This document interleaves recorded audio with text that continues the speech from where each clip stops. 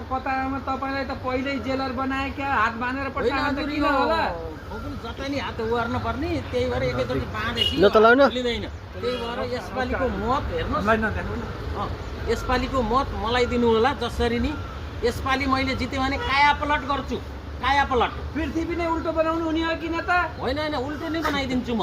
यसपालिको मत जसरी भए पनि मलाई दिनु होला है हजुर ल त नि ल नेता यो हात अब खोल्दै नखोल्नु जहिलेसुकै होइन मेरो हात काम यस्तै नै गर्नुपर्छ हात हुन्छ बाँधेरै हजुर। किनभने यो हात खोलेको खोल्दै गर्न पर्ने भएर मैले एकैचोटि यसरी गरेपछि सबैतिर ल हेर्नुहोस् कसरी गर्नुहुन्छ त अनि हात के को मैले लागि बाँधेर जितेपछि- आउनु भयो त मैले यो जितेपछि खोल्छु नि यो हात हजुर जितेपछि खोल्छु अहिले के को लागि बाँध्नु भएको त अहिले यो सजिलोको लागि